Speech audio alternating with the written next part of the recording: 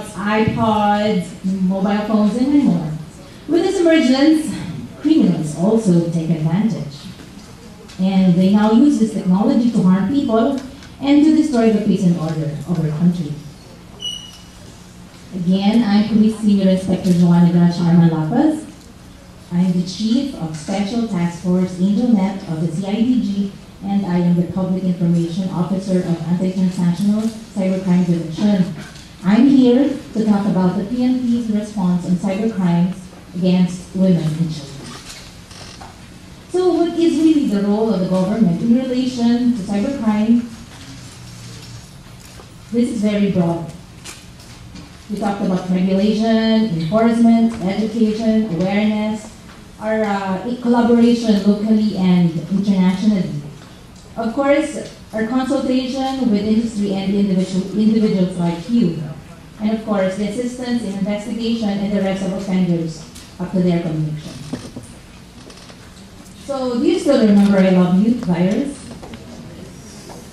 Way back 2000?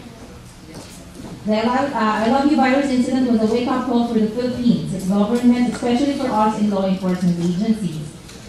It infected companies, governments, individuals, and more than $10 billion in damages worldwide. You know O'Neill de Guzman? His student dropped out. He was arrested by the joint teams of FBI and NBI, and unfortunately the case was dismissed because of the absence of law addressing the crime that he has committed. This whole episode points to the lack of the legal mechanism to address cybercrime in the country. And the PNP at that time has no specialized unit capable of addressing this cybercrime. Likewise, the PNP has no technical capability to address it. In order to address cybercrime effectively, it involves three globally accepted approaches: legal framework, organizational capacity, and technological capacity. So my order presentation for today goes like this. So we'll talk about who we are, what office or division in the Philippine National Police I am representing right now, what we have done in the past, what are we doing right now, and where are we going. So who we are?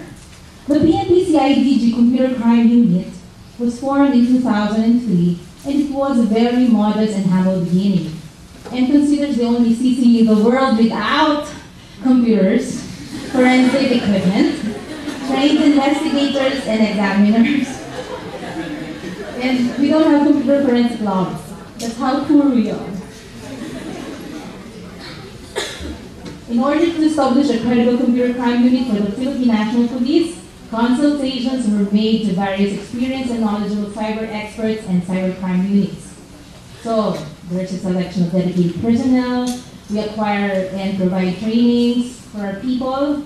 We obtain hardware, software, and other equipment, build our facilities, develop coordination between law enforcement and prosecutors and judges, establish public and private partnership, and our international cooperation. So, before we don't have trainings. Now we have trainings. We have a total of 81 trainings received from U.S. Anti-Terrorism Assistance Program, or ATAP, in the field of cybercrime investigation and digital forensics. Thank you. And we have now 6 NK certified forensic examiners. This is the software we use in forensics. And we have an ongoing 12 certification examinations for NKs this year. And the NKs experts are now considered, we are considered now an expert witness in court. We also acquired training through Microsoft and Easy Counsel partnership. The infrastructure track, security track, development track, and certifications of Microsoft and CompTIA. Certified ethical hackers and certified hacking forensic investigators. So we also obtain hardware, software, and other equipment Before, we don't have computers. Now we have computers. And we have other stuff to use for forensic investigation. Thank you to US AdHub. So we also established 6 digital forensic laboratories located in Legazpi City, Cebu City, Davao City, Zamboanga City, General Santos City, and of course our main office in Camp Crame. This is my office in Camp Crame. And we also established 1 cyber training laboratory located at the PNP Training Service inside the Camp Crame, also donated by ATAP. And we also have cybercrime seminar assistance to the DOJ prosecutors. What we have done? Since 2003 up to October 2012, the Anti-Transnational Cybercrime, the CCD, Cybercrime Division provided technical assistance to 1,603 cases and examined 3,000 pieces of digital evidence. So, as we see in this graph, in 2009 we only have 90, but in 2010, that's more than 200% increase. This is the time of Facebook. This is the time of Facebook.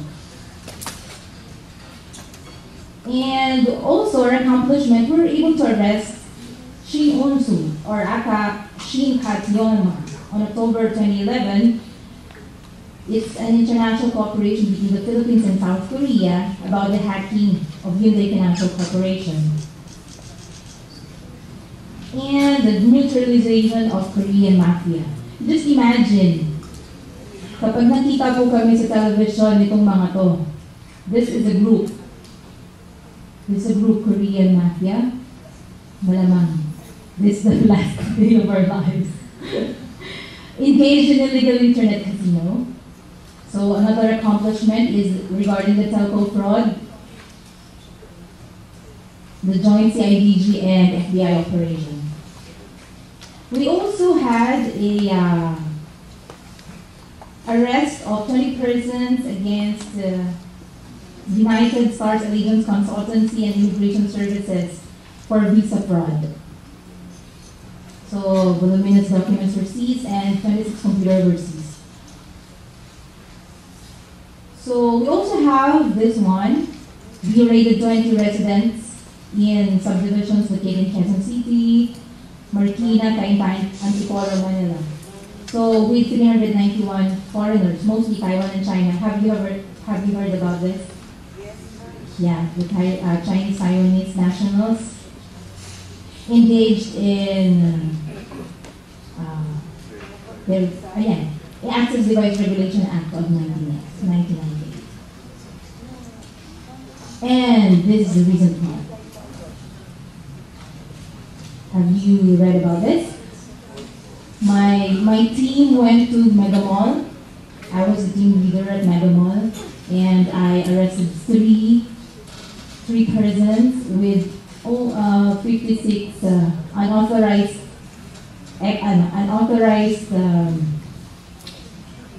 CDs, ASP, NBA 2K13. So the story about this one is like, X-Play is the authorized distributor of NBA 2K13, and Database is selling the items without the sticker of X-Play.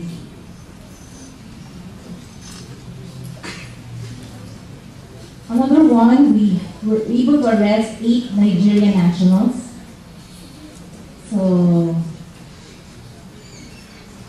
this one is about trafficking. Arrest of Marichu Alburos Yapon. This one, she's a mother of 3, and she exploits her children in the net. A German national since 2009, and it ended this year only, about May 2012.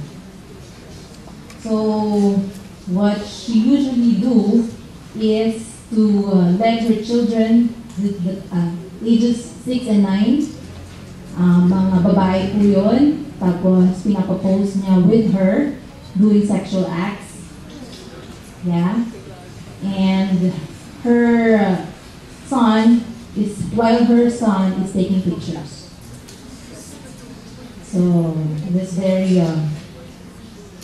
mahirap po yan sa aming mga investigador kapag kami na po yung nandun sa sitwasyon and, kung pwede lang saktan yung magulang. Bakit hindi na yun? Anyway, we cannot do that until proven guilty, even with the presence of evidence. She has still her rights. Another one, recourse to my ELD, I cannot talk about this. What we're doing, we have an ongoing investigation.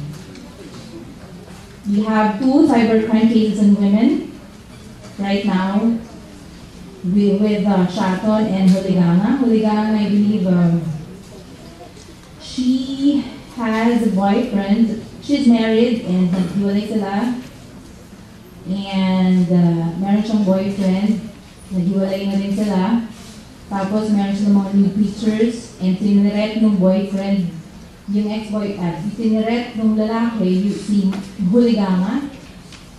If hindi sila magsa-cybersex and hindi sila magbabalikan, ipopost niya yung mga pictures. So it happened. That's the reason why Huligama went to our office and filed complaint.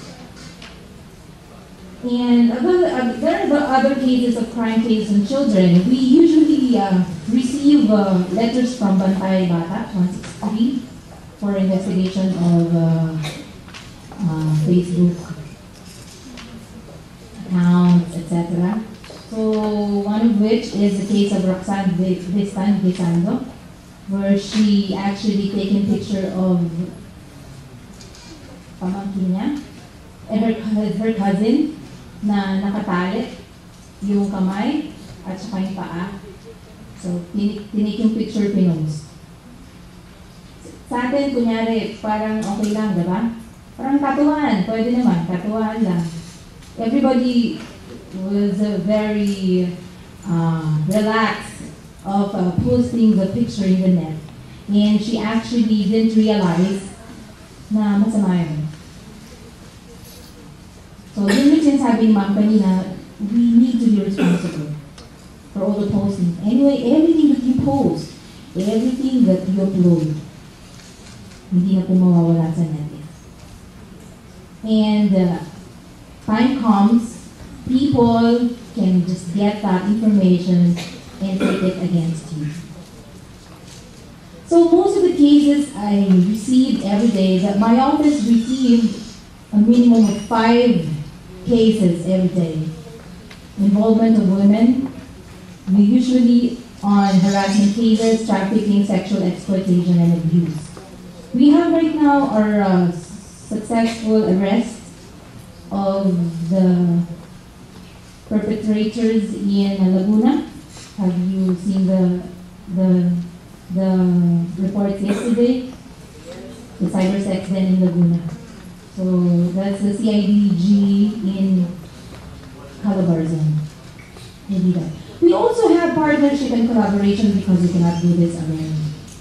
We have a partner in NBI and all the names listed here. We have VT Globe, and we have the recent partnership with the Children International Philippines just a week ago.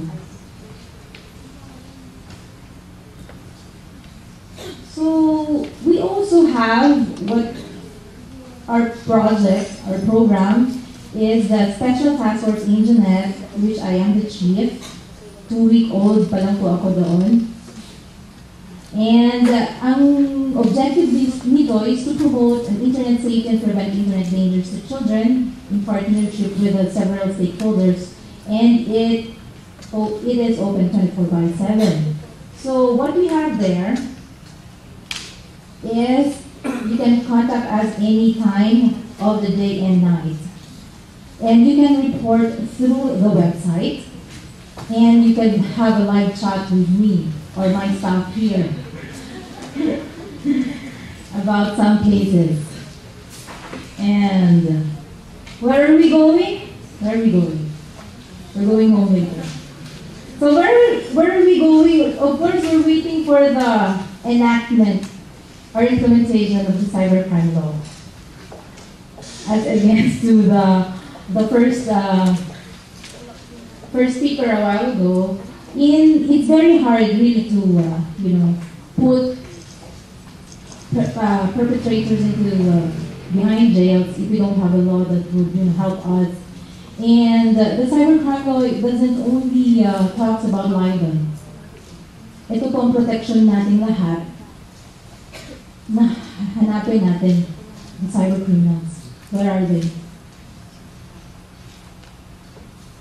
And we also would like to have a continuous build-up of our capability with regard to technology advancement and trainings of our personnel. We also would like to establish more regional digital forensic laboratories around the country. And we will be preparing for the forthcoming computerized national elections.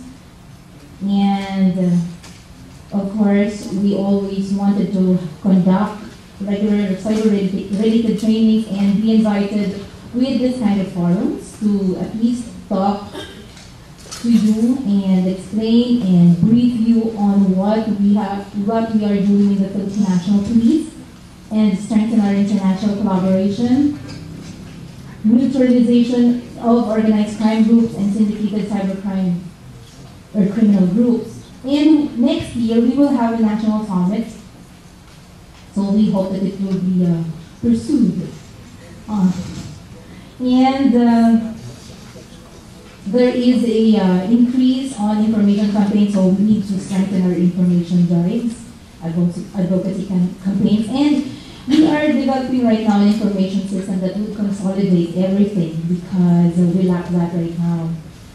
From the 1,603 cases that we have, we are just starting to count how many women really were the cases. And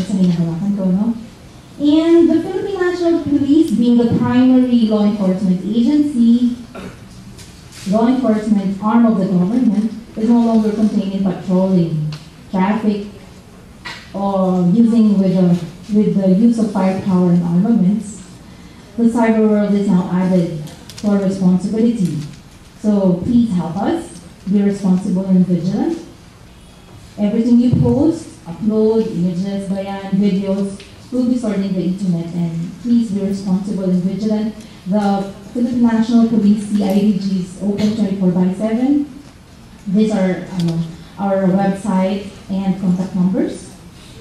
You can report any cyber crimes to our office. In behalf of the Philippine National Police, CIDG, Anti-Transnational Cybercrime Division, once again, I am the Senior Inspector, Joanna Gracia-Manlapas, at Mayor Buñuel. Thank you very much. So the floor is once again open for any questions that you might have regarding the topic we just heard. Okay, but to start off, so I'd just like to, ma'am, I'd like to return a question that was asked a while ago regarding the liability. So, how are persons made liable or responsible for their actions in the internet, including those who use like the search engine and like the social media? Yeah, if there's no complainant, there's no case. So you need to go to our office and complain so that we will harm these people. So it's very hard, really. Even there are cases of women, especially women who has been harassed, and it's very hard for them to go to our office. Before, the Anti-Transnational Cybercrime Division has no women desk, really. So what we usually do, we send them to our WACO, the women's desk. And now, since I am there already, so I can accommodate cybercrimes pertaining to women and children. So you just go to our office, visit us, call us. We're just one text away and one click away. Are there any more questions? we have papers that are being distributed that you can write down. Oh yes, there's a. Thank you. Good morning, ma'am. I'm Matat from the Center for the Prevention of Child Sexual Abuse. I'm just wondering if you have already a test case on anti-child pornography law, because I know this law was passed last 2009, and after 3 years, I'm just wondering if you have already arrested somebody or especially syndicates who have committed a crime against child pornography. In that case, I have no statistics with that right now because I'm just 2 weeks old in my office. But there's a child porn case that will be given to me, but it wasn't given to me yesterday, so I wasn't able to give you feedback of that. Thank you. Any more questions? We have a question from an audience member. With regard to responsibility in the internet, what is your office's comment on the anonymous incident? Anonymous Philippines, the ones who hacked the websites and placed all the stuff about anti-cybercrime.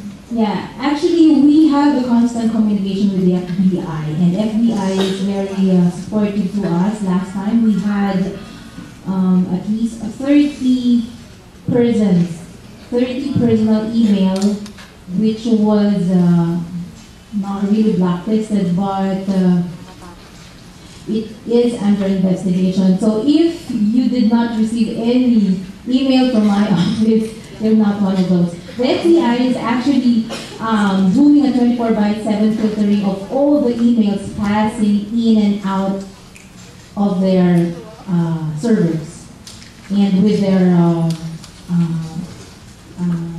other offices involved with them or partners. So we receive an intel report every now and then of the spams, etc. So with that, it is being handled by the FBI and our office. So we have another question. How do you track hackers and or cyber criminals? How? That's very techy, and it needs hands-on. But anyway, we track them using so many techniques. We need to get their IP addresses, etc. And after which we have what we called, before we called it surveillance, now it's casing. So we will wait for the time being if they're going to connect again, etc. So it will take time. And it has different ways to do that. But basically it's just like, it's like a snail mail, which has a receiver's and sender's address. If you're the hacker, you have the sender IP address, and you have the recipient's IP address. Anywhere in the world, we can trace you. So that's it. Diba? Kapag hindi diba? If you send, if you send email, and hindi nakarating doon sa recipient ninyo yung email ninyo, it goes back, right? As a mailer or something, it goes back to you. So the computer knows where is the sender. So it has a header. So that header, from that header alone, we will be able to trace saan yun dumaan from the NTC, etc., etc. So the people in the Anti-Transnational Cybercrime Division is very, they're experts already in their field, in our field. So rest assured na matutulungan po namin kayo if you have problems in the net or cybercrime that you would like to report. Another question. What are your efforts to prevent cybercrimes as well as monitor websites that perpetrate child pornography? Yeah, that is why kanina pinost natin that we have a collaboration to private and private partnership like the Bantay Bata. So we cannot really do it alone, right? Our office only has around 25 to 30 personnel. So aside from cybercrimes, we also entertain illegal recruitment. And so with the efforts of our friends from the media also, from the NBI, FBI, and other NGOs, we were able to, track down or investigate cybercrimes. So in relation to that, in terms of the cybercrimes against women and children, is censorship or blocking of sites a viable government solution for cybercrimes, especially for women and children? For example, blocking pornography sites and the like. Of course, yes. We have cases on Facebook wherein women came to our office and last siguro, my first day in my division, I had one case of women who actually pumayag siya na magkaroon ng video with her partner doing sexual acts, and nasira ang phone. The usual story, nasira yung phone nila, yung phone na ginamit nila eh. Nasira yung phone, they went to the shop. And there's a technology now that you can even deleted text messages, deleted videos, pwedeng retrieve. So the techie guy from the shop was able to get the video and post it in the Facebook account of that woman. And the story goes like that. So what we did, because we don't have control in Facebook, but FBI has, so we have a good partnership with them. We were able to block the Facebook account of that woman. And the video is now blocked. The account is now blocked. The problem is, if you have a copy of that, and it was already sent to other friends, so there's a reason for you again, or there's a way for you again to open up an account and post it again. And what we will do, we'll block it again. Unless otherwise, there's really a law that will convict these people. And that is why we are really waiting for the enactment of the Cybercrime Prevention Act of 2012. So we have a question from the floor. Just a question on practicality. Ma'am, sabi niyo meron tayong 6 posts the whole Philippines. Covered ba buong Philippines? Strategically, there are other cases like we don't have in, let's check.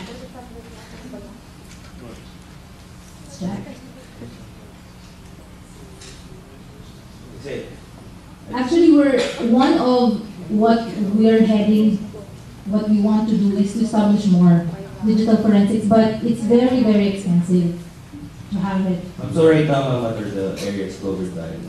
Are you able to tell us that, or sikreto na?